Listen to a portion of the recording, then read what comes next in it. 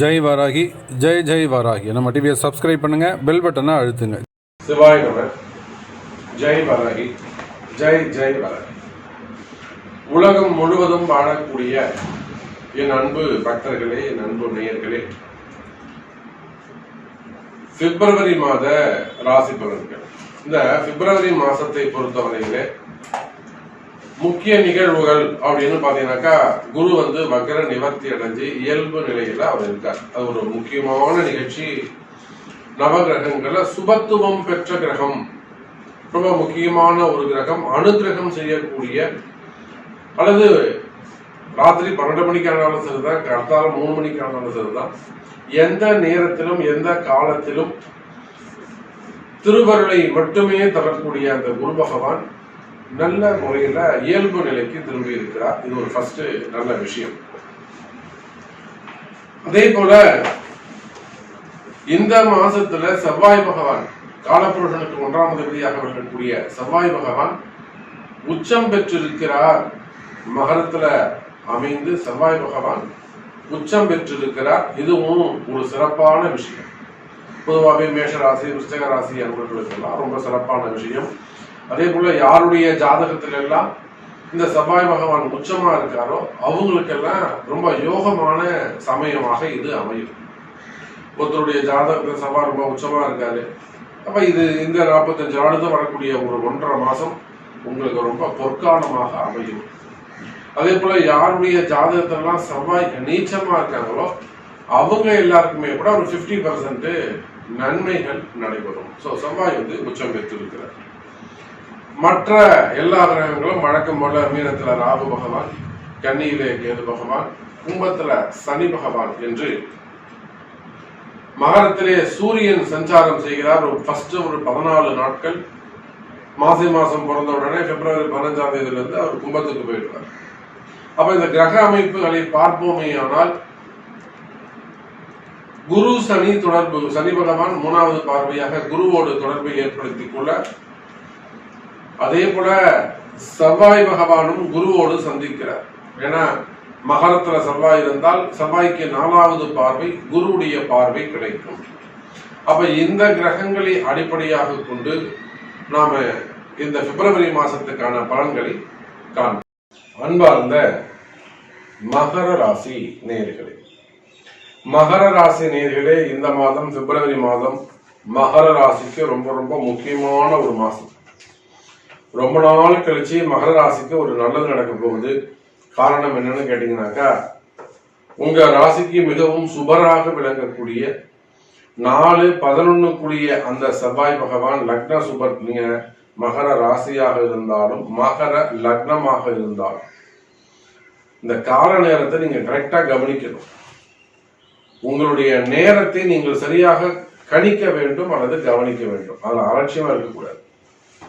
அப்போ மகர ராசி நேயர்களே, நீங்க மகர லக்னமாக இருந்தாலும் மகர ராசியாக இருந்தாலும், ஏன்னா இப்பதான் உங்களுக்கு கொஞ்சம் கொஞ்சமா நல்லது நடக்குது. இப்பதான் உங்களுக்கு அடுத்தடுத்து பரவாயில்ல, நாமளும் ஜெயிக்கலாம், நாமளும் உயிர் வாழலாம் அப்படிங்கிற நம்பிக்கை உங்களுக்கு வருது. இதுக்கு முன்னாடி முடிச்சுக்கலாம் சாமி அப்படிங்கிற அளவுக்கு ரொம்ப ஹை பிச்சில் போன மகர ராசி நண்பர்கள்லாம் நம்ம கிட்ட இருக்காங்க. எனக்கு தெரிஞ்சு ஒரு பெரிய குடும்பம், அந்த மான அவமானங்களுக்கு கட்டுப்பட்டு போற சாமிக்கு வேணாம் முடிச்சுட்டு, ஆனா அவங்களால முடிச்சுக்க முடியல. தெய்வம் அவங்களை காப்பாத்துருச்சு. அதுதான் விஷயம். தெய்வ அனுகூலம், குலதெய்வ ஆசீர்வாதம் இருந்தது. அந்த அளவுக்கு ரொம்ப கடுமையான காலங்களை எல்லாம் கடந்து வந்திருக்கக்கூடிய மகர ராசி அன்பர்களே, இதோ உங்களுக்கான ஒரு நல்ல மாசம், நல்ல நேரம், கால நேரம் இந்த பிப்ரவரி மாதம். காற்றுள்ள போதே தூற்றிக்கொள் என்ற வார்த்தைக்கு இணங்க ஒரு நல்ல மாசமா இந்த பிப்ரவரி மாசம் உங்களுக்கு அமையுது. இல்ல நீங்க என்ன கவனிக்கணும், ஏன் சாமி எப்படி சாமி சொல்றீங்க நீங்க எங்களுக்கு இந்த மாசம் நல்லா இருக்கணும் அப்படின்னு கேட்டாக்கா, மகர ராசி என்பர்களே, உங்க ராசிக்கு 4க்கும் 11க்கும் உடையவர். 4ங்கிறது சுகஸ்தானம். நீங்க வாழ்க்கையில என்னெல்லாம் சுகபோகங்களை அனுபவிப்பீங்க அப்படின்னு சொல்லக்கூடிய அந்த 4ஆம் பாவ அதிபதியும் லாபஸ்தான அதிபதியாகவும் வரக்கூடிய 4-11 கூடிய அந்த செவ்வாய் மகர ராசியிலே உச்சம் பெறுகிறார். இந்த அடுத்த வரக்கூடிய 2 மாசம் பிப்ரவரி மார்ச் இந்த 2 மாசமும் அந்த செவ்வாய் பகவான் என்ன பண்றாருங்க, உச்சம் பெறுகிறார். அப்ப மகர ராசி என்பர்களே, இந்த 2 பாவங்கள் வேலை செஞ்சாலே உங்களுடைய 90% கஷ்டங்கள் விலகிடும். 4ஆம் பாவம் வீடு, வண்டி, வாகனம்.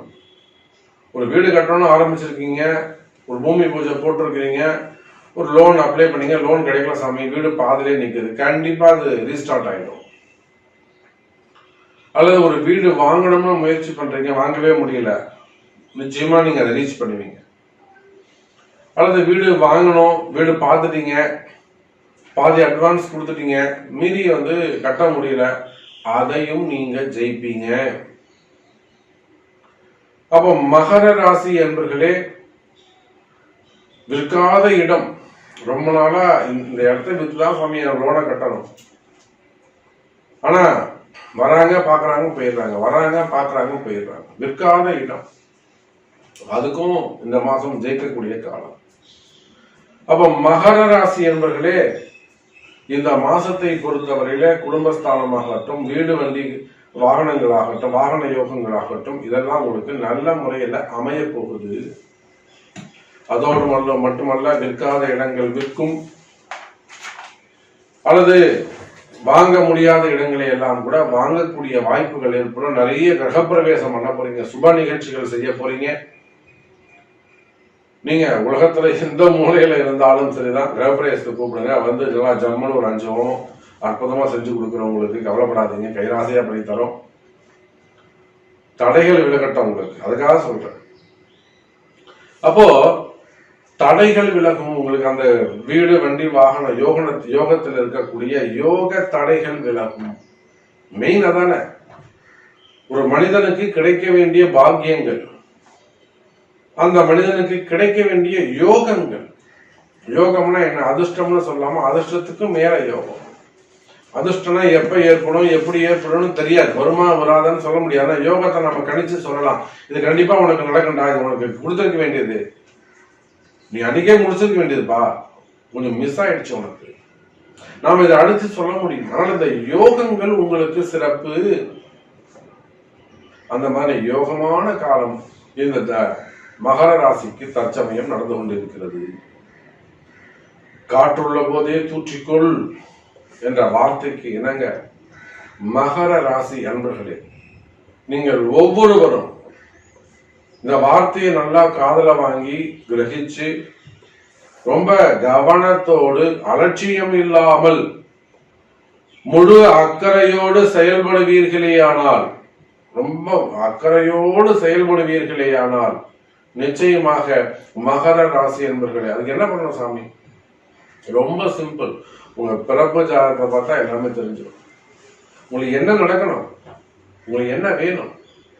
சாமி நான் ஒரு வீடு வாங்கின பாதிலே நிற்குது, கட்டின பாதிலே நிற்குது, இந்த இடம் விற்கலாம் சாமி, விற்கவே மாட்டேங்குது. அல்லது வேலை செய்யற இடத்துல இந்த மாதிரி ஒரு ட்ரபிள் இருக்கு, இல்லை பிசினஸ் பண்ற இடத்துல பிசினஸ்ல கொஞ்சம் ட்ரபிள் இருக்குங்க சாமி, வியாபாரம் சரியா நடக்கல, நல்லா போய்கிட்டு அந்த இடம் இப்ப பிசினஸ் நடக்கல.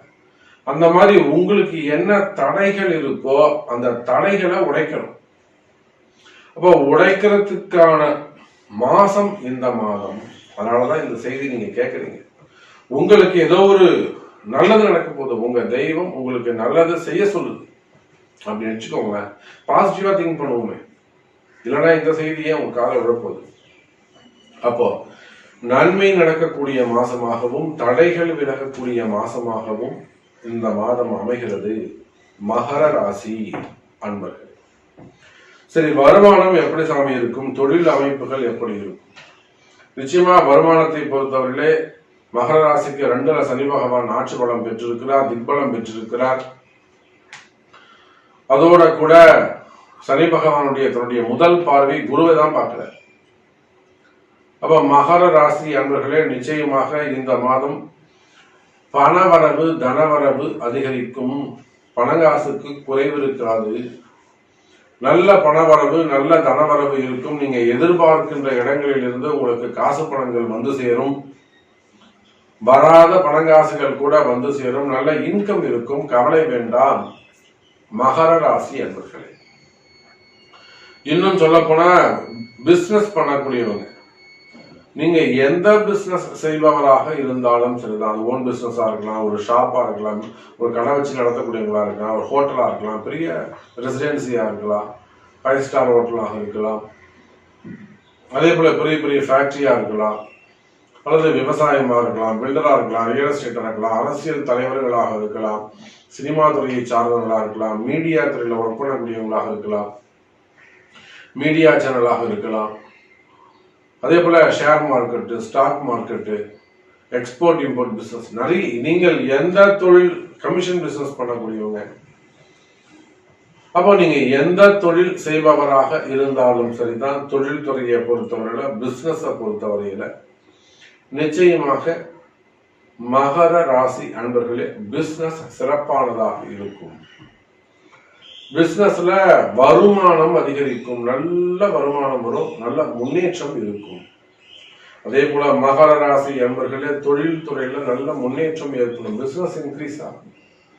எனக்கு தெரிஞ்ச மகர ராசியில ஒரு பெரிய கம்பெனி, ஒரு ஃபேக்டரி, ஒரு 4000 பேருக்கு வேலை கொடுக்குறாங்க, 2 பிரான்ச், 4000 பேர் அதில் வேலை செய்யறாங்க, 2 ஷிஃப்ட், காலைல 6 to 2, அப்புறம் 2 to 9, 2 ஷிஃப்ட். அப்ப மகர ராசி என்பவர்களே கடந்த ஒரு 18 மாசமா அந்த கம்பெனிக்கு ரொம்ப நார்மலான பெரிய பிசினஸ் அப்படியே டவுன் ஆயிட்டு கொஞ்சம் நார்மலா போயிட்டு இருக்கு. நம்ம கிட்ட வந்தாங்க. அப்ப அவங்களுடைய அந்த கம்பெனி ஒரு விசிட் பண்ணி அதற்குரிய பரிகாரங்கள், ஆலய வழிபாடுகள் எல்லாம் செஞ்சு இப்ப அந்த செஞ்சு முடிக்கிறோம். அந்த ஏப்ரல் மாசத்துல இருந்து அவங்களுக்கு ஆர்டர் வந்துருச்சு. இப்ப கன்ஃபார்ம் ஆயிடுச்சு அந்த ஆர்டர். புதிய பையர் வந்திருக்காங்க. அப்ப அந்த கம்பெனிக்கு நல்ல ஆர்டர் கிடைக்க போகுது. அப்ப இதெல்லாம் எப்படி நடக்குது அப்படின்னு பாத்தீங்கன்னாக்கா கால நேரங்கள் தான் ரொம்ப முக்கியம், டைமிங் தான் ரொம்ப முக்கியம். அப்ப மகர ராசி அன்பர்களே உங்களுக்கு தொழில இருக்கக்கூடிய தடைகள் விலகும், நல்ல வருமானங்கள் சேரும், நல்ல பையர்ஸ் உங்களுக்கு வருவாங்க, கவலை வேண்டாம். செல்லர்ஸும் உங்களுக்கு கிடைப்பாங்க. ட்ரேடிங்கா பண்றீங்களா, அதுவும் உங்களுக்கு நல்ல சிறப்பாக இருக்கும். மெயினா கடன் சுமைகள் இதெல்லாம் தாண்டி நீங்க சொல்றீங்க சாமி நல்லது நடக்கும் நல்லது நடக்கும்னு, ஆனா இந்த கடன் பிரச்சனை என்னால தாங்கவே முடியல சாமி அப்படின்னு சொல்றீங்களா? அப்ப அந்த கடன் பிரச்சனைகள் இருக்குமே, ஆனால் அந்த கடன் பிரச்சனைகளும் குறையும். அப்ப அதுக்கு நீங்க என்ன செஞ்சீங்க? அந்த கடன் பிரச்சனைகள் குறைவதற்கு நீங்க என்ன முயற்சி எடுத்தீங்க, அதையும் அங்க நம்ம பார்க்கணும். அதே போல புதுசா தொழில் தொடங்கலாமா? மகர ராசி இந்த ஒரு விஷயத்த நீங்க மிஸ் பண்ணிடுறீங்களா? புதுசா தொழில் தொடங்கலாம். தொழில் தொடங்குவதாக இருந்தால் கட்டாயம் ஒரு முறை உங்களுடைய பிறப்பு ஜாதகத்தை கொடுத்து சாமி எப்ப ஸ்டார்ட் பண்ணலாம், எந்த சமயத்துல நம்ம பிசினஸ் ஸ்டார்ட் பண்ணலாம். நிறைய அன்பர்கள் அந்த மகர ராசியில தப்பு பண்றீங்க, தயவு செஞ்சு அதை மிஸ்டேக் பண்ணாதீங்க. ஏன்னா நீங்க உங்களுடைய இன்வெஸ்ட்மெண்ட் இது நாள் வரையில நீங்க என்ன சம்பாதிச்சிருக்கீங்களோ அதெல்லாம் கொண்டு போய் அங்க போட்டு தான் அந்த பிசினஸ் ஸ்டார்ட் பண்றீங்க. ஸோ ஒரு முறை அந்த பிசினஸ் ஸ்டார்ட் பண்றதுக்கு முன்னாடி, முதலீடு செய்வதற்கு முன்பாக ஒரு வார்த்தை கேட்டு உங்க ஜாதகத்தை பார்த்து யார் பேர்ல ஸ்டார்ட் பண்ணலாம், எப்படி ஸ்டார்ட் பண்ணலாம், அதை எவ்வளவு இன்வெஸ்ட் பண்ணலாம், இதெல்லாம் கேட்டு செய்வீர்களே ஆனால் உங்க பணம் வீண் போகாது, உங்க பணம் காப்பாற்றப்படும். இப்போ ஒரு குருவுடைய அட்வைஸ் உங்களுக்கு தேவை. நீங்க எவ்வளவு பெரிய புத்திசாலியா இருந்தாலும் சரிதான். நம்ம மிகப்பெரிய சக்கரவர்த்தியும் நம்ம பார்க்கிறோம். அப்போ பணம் காசு வேஸ்டா போகக்கூடாது, வீணடிக்க கூடாது, வீண் விரயம் ஏற்படக்கூடாது, அதை தவிர்க்கணும். அப்போ மகர ராசி அன்பர்களே நல்ல அற்புதமான மாசமாக இந்த மாசம் உங்களுக்கு அமைகிறது. வருமானம் சிறப்பா இருக்கும், தொழில் நல்லபடியா இருக்கும், பிசினஸ் நல்லா இருக்கும், ஜாப் நல்லா இருக்கும். ஸோ உங்களுடைய நிறைய விஷயங்கள் நம்ம சொல்லிக்கிட்டே போகலாம், பேசிக்கிட்டே போகலாம். உங்களுக்கு எது நடக்கணும், உங்களுக்கு என்ன தேவை அப்படிங்கிறத உங்க பிறப்பு ஜாதகத்தை கொண்டு வாருங்கள். ஜெயிப்பது நீங்களாக இருக்கலாம் என்பதை தெரிவித்துக் கொண்டு மீண்டும் வேறு அற்புதமான பதிவில் சந்திக்கிறேன். ஜெய் வாராகி, ஜெய் ஜெய் வாராகி.